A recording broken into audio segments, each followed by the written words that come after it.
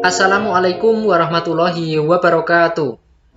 Halo semuanya, pada kesempatan kali ini kita akan membahas mengenai pendidikan komparatif pada topik bahasan yaitu perbandingan sistem pendidikan negara Indonesia dengan negara Singapura. Namun sebelumnya perkenalkan terlebih dahulu, nama saya Alvan Kuswanto dari Program Studi Teknologi Pendidikan Fakultas Ilmu Pendidikan Universitas Negeri Yogyakarta. Pokok bahasan yang akan kita kaji pada kesempatan kali ini yaitu yang pertama mengenai pendidikan internasional, pendidikan global, dan pendidikan komparatif. Kemudian yang kedua yaitu perspektif metodologi studi pendidikan. Yang ketiga yaitu metodologi komparasi pendidikan. Yang keempat yaitu keterkaitan pendidikan dengan 3 aspek penting kehidupan masyarakat. Dan yang kelima yaitu isu dan kajian pendidikan kontemporer. Dan yang terakhir atau pembahasan inti yaitu mengenai perbandingan sistem pendidikan Indonesia dengan Singapura. Sebelum kita nanti akan membandingkan antara pendidikan yang ada di Indonesia dengan yang ada di Singapura, kita harus mengetahui terlebih dahulu apa sih itu pendidikan internasional, pendidikan global, dan pendidikan komparatif. Oleh karena itu, kita masuk pada pokok pembahasan yang pertama, yaitu mengenai pendidikan internasional, pendidikan global, dan pendidikan komparatif.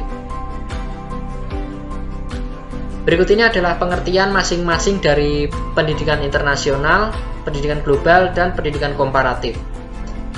Pendidikan internasional itu sendiri merupakan upaya dan usaha antar negara untuk menjadikan pendidikan sebagai sarana untuk memelihara dan meningkatkan kemantapan pergaulan antar bangsa dan perdamaian dunia.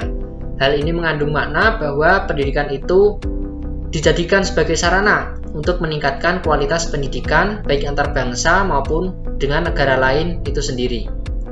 Dan yang kedua yaitu mengenai pendidikan global, yang berarti bahwa informasi dan pengetahuan tentang bagian dunia yang lain harus mengembangkan kesadaran kita bahwa kita akan dapat memahami lebih baik keadaan diri kita sendiri apabila kita memahami hubungan dengan masyarakat lain dan isu-isu global.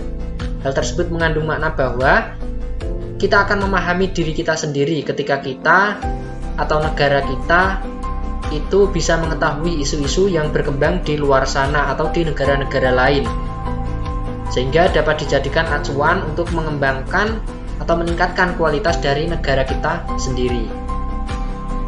Lanjut, yaitu pendidikan komparatif.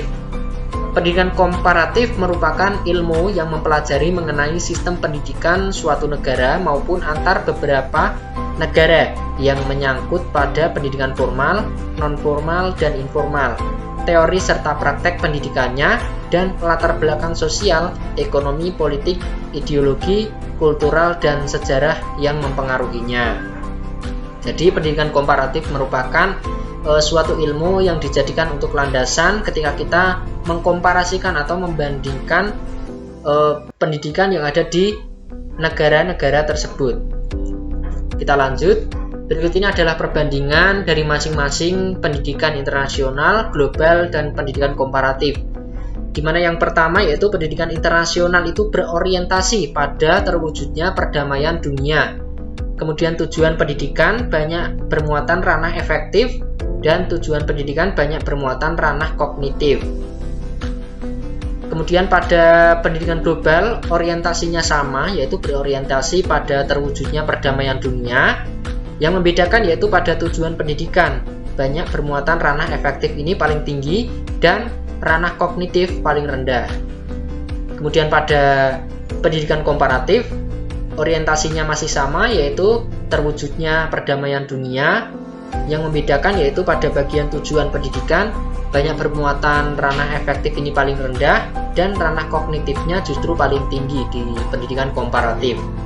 Kita lanjut.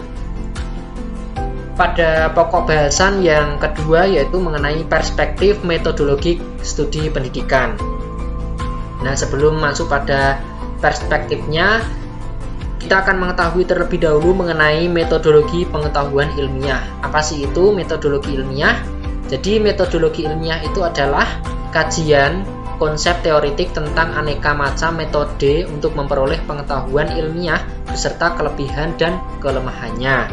Nah, metode ilmiah ini telah berkembang menjadi penelitian ilmiah yang berusaha untuk mencari pemecahan masalah. Salah satunya yaitu masalah pada bidang pendidikan. Untuk menemukan kebenaran ilmiah yang dapat dipertanggungjawabkan, perlu metode ilmiah yang berdasarkan logika berpikir, logika hipotetika verifikatif, dan atau dedukto hipotetiko verifikatif, yaitu yang pertama penyusunan kerangka berpikir, yang kedua pengajuan hipotesis, dan yang ketiga yaitu verifikasi terhadap hipotesis. Lanjut, yaitu mengenai fenomena pendidikan sebagai studi pendidikan. Nah, objek studi pendidikan dibagi menjadi dua jenis. Yang pertama yaitu objek material dan objek formal. Fenomena pendidikan berkaitan dengan penyelenggaraan pendidikan yang bersifat fundamental, universal, dan fenomenal.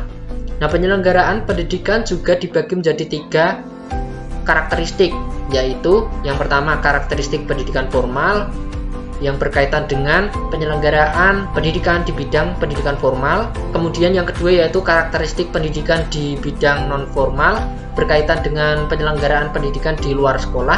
Dan yang ketiga yaitu karakteristik pendidikan informal. Dalam menghadapi fenomena pendidikan, maka yang seharusnya dilakukan adalah memperbaiki dan meningkatkan dari perencanaan, pelayanan, hingga pengelolaan sekolah formal. Kemudian kita lanjut pada prinsip etika dalam studi pendidikan. Nah, menurut salah seorang tokoh yaitu Ivan Malik dalam Rohman 2013, terdapat 4 prinsip etika dalam studi pendidikan. Yang pertama yaitu hormat kepada orang lain atau respect for other. Yang kedua yaitu kesejahteraan atau well-being. Yang ketiga yaitu keadilan atau justice. Dan yang keempat yaitu kerahasiaan atau confidentiality. Oke, lanjut pada pokok bahasan yang ketiga, yaitu mengenai metodologi komparasi pendidikan. Yang pertama yaitu mengenai sendi-sendi dalam komparasi pendidikan. Itu dibagi menjadi 3. Yang pertama yaitu borrowing, yang kedua yaitu predicting, dan yang ketiga yaitu analyzing. Borrowing itu sendiri merupakan tahap awal yang terjadi pada abad 19, di mana negara melihat dan mengambil contoh dari negara lain untuk membangun dan memperbaiki sistem pendidikannya sendiri. Nah, ini mengandung makna bahwa suatu negara memperbaiki pendidikan di negara itu sendiri dengan mengambil contoh langsung dari negara-negara lain. Kemudian berkembang menjadi tahapan predicting, di mana tahapan kedua ini berlangsung dari tahun 1930 sampai tahun 1960, di mana suatu negara tidak diadopsi dengan cara yang sama persis dengan negara yang dijadikan contoh. Jadi masih ada beberapa penyaringan guna mengembangkan atau memperbaiki sistem pendidikan melalui contoh dari negara lain.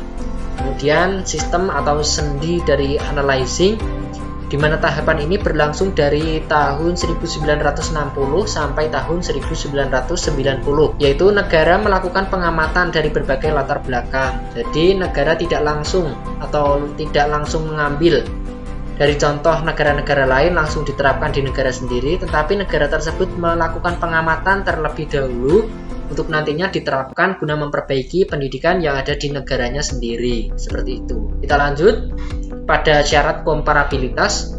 Nah, syarat yang digunakan untuk mengkomparasikan pendidikan yang ada di berbagai negara itu ditinjau dari yang pertama, segi kemajuan pembangunan, itu berhubungan dengan majunya pembangunan suatu negara. Kemudian yang kedua yaitu ditinjau dari segi latar belakang sejarah.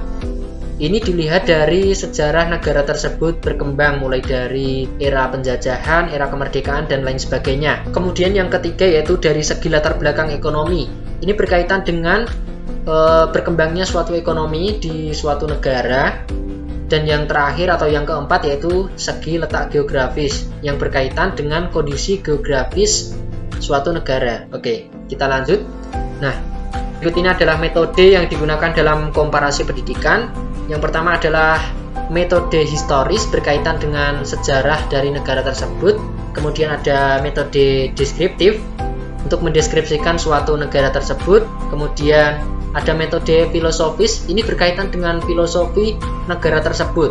Kemudian menggunakan metode area jika nantinya yang digunakan adalah metode area ini berkaitan dengan lokasi atau kondisi wilayah dari area negara yang akan kita komparasikan.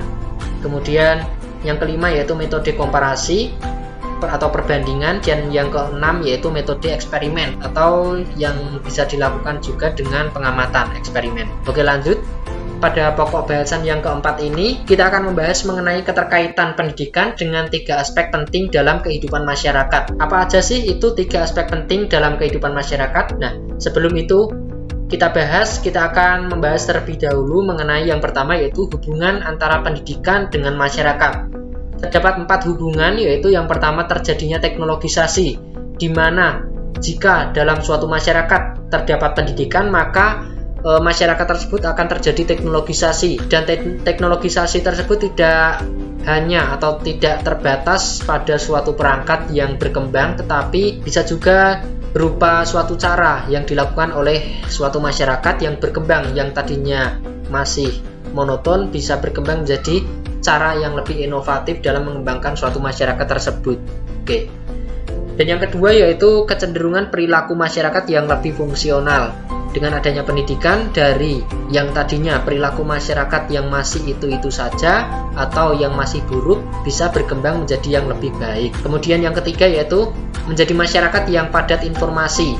Dengan adanya pendidikan, maka masyarakat akan lebih mudah dalam menerima informasi dari berbagai belahan dunia atau dari berbagai media yang ada saat ini. Kemudian yang keempat yaitu kehidupan yang semakin sistemik dan terbuka, di mana kehidupan masyarakat akan menjadi lebih sistematis dengan tatanan yang berdasarkan pendidikan. Oke, kita lanjut, yaitu berkaitan dengan hubungan pendidikan dengan 3 aspek penting atau dimensi dalam suatu masyarakat. Yang pertama yaitu ada dimensi sosial masyarakat, yang merupakan dimensi kehidupan yang ada dalam masyarakat yang memuat tata struktur dan tata kultur hubungan antar individu warga masyarakat. Kemudian yang kedua yaitu ada dimensi ekonomi masyarakat, yang merupakan dimensi kehidupan yang ada dalam masyarakat yang memuat pola produksi, distribusi, dan konsumsi individu serta kelompok dalam rangka mencapai kemakmurannya. Kemudian yang ketiga ada dimensi politik masyarakat, yang merupakan proses yang terjadi sedemikian rupa sehingga orang menghayati dan mengamalkan norma dan nilai-nilai yang bersumber dari sistem politik yang berlaku di suatu masyarakat. Oke, kita lanjut pada pokok bahasan yang kelima, yaitu kita akan membahas mengenai isu dan kajian pendidikan kontemporer. Nah, sebelum kita membahas mengenai isu-isu dalam dunia pendidikan, kita akan membahas terlebih dahulu mengenai pendekatan wawasan pendidikan yang ada di dunia. Apa sih itu wawasan pendidikan? Wawasan pendidikan adalah suatu pengetahuan yang harus dimiliki oleh seorang guru sebagai bekal untuk menciptakan kegiatan belajar mengajar yang berkualitas. Terdapat 3 aspek pendekatan yang digunakan sebagai objek kajian, yaitu yang pertama, pendekatan kultural atau yang berkaitan dengan budaya, kemudian pendekatan historis berkaitan dengan sejarah, dan pendekatan sosiologis atau yang berkaitan dengan sosial. Kita lanjut pada kajian pendidikan dasar dan pendidikan menengah, di mana pendidikan dasar ini merupakan suatu pendidikan yang berupa yang pertama yaitu rumpun sekolah dasar dan sekolah menengah pertama. Kemudian yang kedua terdiri dari rumpun sekolah dasar dan sekolah menengah pertama luar biasa. Yang ketiga yaitu rumpun pendidikan luar sekolah dan rumpun sekolah keagamaan. Kemudian yang kedua yaitu pendidikan menengah. Pendidikan menengah ini terdiri dari pendidikan menengah umum, pendidikan menengah kejuruan, pendidikan menengah keagamaan, kedinasan, dan pendidikan menengah luar biasa. Oke, kita lanjut mengenai isu dalam pendidikan yang baru-baru ini menjadi kasus atau isu dalam bidang pendidikan, yaitu isu mengenai kebijakan kampus merdeka. Nah, kita ketahui bahwa kampus merdeka ini merupakan wujud pembelajaran di perguruan tinggi yang otonom dan fleksibel, sehingga tercipta kultur belajar yang inovatif, tidak mengekang dan sesuai dengan kebutuhan mahasiswa. Kampus merdeka diharapkan dapat memberikan pengalaman kontekstual lapangan yang akan meningkatkan kompetensi mahasiswa secara utuh, siap kerja atau menciptakan lapangan kerja baru. Nah, akan tetapi kebijakan tersebut dari kampus merdeka masih menuai pro dan kontra, Salah satunya yaitu terkait kebebasan mahasiswa untuk mengambil satuan kredit semester atau SKS di luar prodinya. Justru dianggap akan membuat mahasiswa bimbang mengenai arah jalur studinya dan tidak mendalami bidang studi yang diambil. Nah, kita masuk pada pokok pembahasan yang merupakan pembahasan inti pada kita kali ini, yaitu mengenai perbandingan sistem pendidikan yang ada di Indonesia dengan negara Singapura. Namun sebelumnya kita akan melihat terlebih dahulu profil singkat dari kedua negara, di mana Indonesia ini merupakan negara yang berbentuk pemerintahan Republik Presidensil dengan ibu kota Jakarta. Luas wilayahnya yaitu 1.904.569 km persegi. Indonesia terletak di antara benua Asia dan benua Australia, di antara Samudra Hindia dan Samudra Pasifik, dengan jumlah penduduk yaitu kurang lebih 275.122.131 jiwa di tahun 2021. Sedangkan di negara Singapura yaitu merupakan suatu negara yang berbentuk pemerintahan republik parlementer. Ibu kotanya yaitu negara Singapura. Luas wilayahnya yaitu 721,5 km persegi. Singapura terletak di antara Malaysia sebelah utara, sedangkan di sebelah selatan yaitu berbatasan dengan Laut Cina Selatan dan Indonesia. Jumlah penduduk di Singapura yaitu sekitar 5,7 juta penduduk. Nah, kemudian kita masuk pada perbandingan sistem pendidikan yang ada di negara Indonesia dan Singapura. Sistem pendidikan di Indonesia ini berdasarkan Undang-Undang Dasar 1945, yaitu menggunakan sistem pendidikan nasional. Hal tersebut juga tercantum dalam Undang-Undang Nomor 20 Tahun 2003, di mana pendidikan nasional berfungsi memberikan arahan pada semua kegiatan pendidikan dalam satuan-satuan pendidikan yang ada. Sedangkan di negara Singapura ini, sistem pendidikan bertujuan untuk membantu para pelajar menemukan talenta serta mengembangkan potensi untuk belajar sepanjang hayat. Visi pendidikan yang dianut Singapura adalah First World Economy, World Class Home, dengan menekankan pentingnya sistem pendidikan yang berkualitas tinggi. Lanjut yaitu mengenai jenjang pendidikan di kedua negara. Indonesia terdiri dari yang pertama yaitu kelompok bermain selama 2 tahun, taman kanak-kanak 2 tahun, kemudian yang ketiga ada sekolah dasar selama 6 tahun, yang keempat yaitu sekolah menengah pertama selama 3 tahun, kemudian ada sekolah menengah atas atau sekolah menengah kejuruan selama 3 tahun, dan kuliah atau perguruan tinggi selama 4 tahun. Kemudian di negara Singapura yaitu terdiri dari jenjang pendidikan yang pertama prasekolah atau preschool terdiri dari selama 3 tahun, kemudian yang kedua yaitu sekolah dasar atau primary yang terdiri selama 6 tahun, 4 tahun pendidikan dasar, dan 2 tahun yaitu masa orientasi. Kemudian yang ketiga yaitu sekolah lanjutan atau secondary selama 5 tahun, yang keempat yaitu persiapan pendidikan tinggi atau pre-college selama 3 tahun, dan kuliah atau perguruan tinggi selama 4 tahun. Itu tadi perbandingan mengenai jenjang pendidikan yang ada di Indonesia dan Singapura. Kita lanjut perbandingan kurikulum di kedua negara, di mana Indonesia menggunakan kurikulum pendidikan yang saat ini diterapkan yaitu kurikulum prototype. Kurikulum prototype merupakan kurikulum berbasis kompetensi untuk mendukung pemulihan pembelajaran dengan menerapkan pembelajaran berbasis project atau project based learning. Seperti yang kita ketahui bahwa kurikulum di Indonesia ini selalu berganti untuk mengikuti perkembangan zaman, mulai dari kurikulum KTSP, kurikulum 2013, hingga kurikulum yang diterapkan saat ini yaitu kurikulum prototype. Kemudian jika dibandingkan dengan kurikulum yang digunakan di negara Singapura ini menggunakan kurikulum dasar, yaitu kurikulum yang menekankan fokus pada penggunaan bahasa Inggris pada satuan pendidikan, bahasa ibu atau Cina, kemudian bahasa Malaysia, bahasa Tamil atau Thailand, dan matematika dasar. Itu tadi perbandingan kurikulum kedua negara. Kemudian kita lanjutkan pada faktor pendidikan, mengapa Indonesia itu lebih rendah jika dibandingkan dengan pendidikan di Singapura yang lebih maju. Yang pertama yaitu mengenai faktor pemerataan, di mana pemerataan pendidikan di Indonesia ini masih kurang merata, sehingga banyak anak yang kurang dapat mendapatkan pendidikan yang semestinya didapatkan. Kemudian yang kedua yaitu faktor pendidik. Faktor pendidik ini dipengaruhi oleh banyaknya pendidik yang belum memiliki kompetensi yang sesuai dengan bidang garapannya, sehingga ketika mengajar masih belum optimal. Kemudian lanjut pada faktor yang ketiga yaitu adanya faktor peserta didik. Belum adanya kesadaran untuk meningkatkan literasi, sehingga peserta didik tersebut masih terpaku dengan pembelajaran yang ada di sekolah saja. Untuk wawasan di luar sekolah masih belum ditingkatkan lagi. Kemudian faktor alat, jelas fasilitas yang ada di Indonesia masih jauh tertinggal dengan fasilitas yang ada di negara Singapura, di mana fasilitas-fasilitas yang ada masih kurang merata, terutama di daerah-daerah pinggiran atau daerah pedesaan. Berbeda lain dengan daerah-daerah perkotaan yang memiliki fasilitas pendidikan yang tinggi. Kemudian disebabkan oleh faktor lingkungan masyarakat, di mana lingkungan masyarakat itu sendiri merupakan faktor penting jika nantinya dijadikan sebagai sarana pendidikan.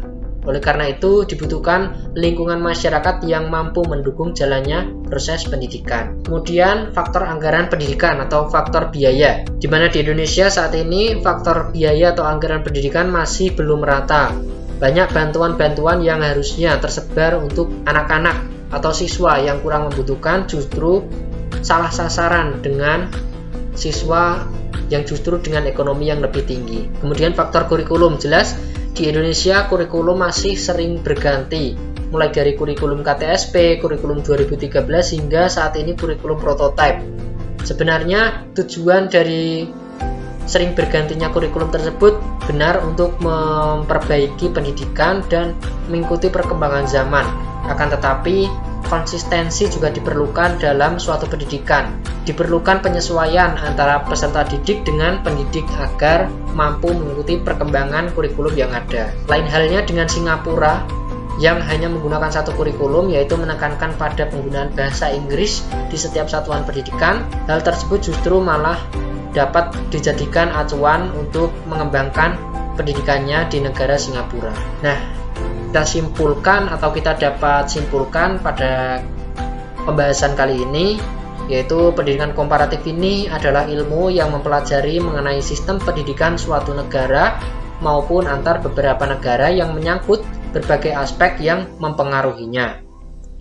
Metode komparasi yang digunakan di atas atau yang sudah kita bahas tadi yaitu menggunakan metode komparasi berbasis area atau kawasan Asia Tenggara. Nah, majunya pendidikan di Singapura disebabkan adanya fasilitas yang mendukung kurikulum yang inovatif dan sistem pendidikan yang berkualitas. Indonesia memerlukan sistem pendidikan yang tidak berubah-ubah, tetapi mampu mengikuti perkembangan yang ada, sehingga dapat menciptakan mutu pendidikan yang berkualitas. Nah, itu tadi yang dapat saya jelaskan pada kesempatan kali ini mengenai pendidikan komparatif dan perbandingan antara pendidikan yang ada di Indonesia dengan pendidikan yang ada di negara Singapura. Semoga bermanfaat, kurang lebihnya mohon maaf. Terima kasih saya ucapkan. Saya akhiri, wassalamualaikum warahmatullahi wabarakatuh.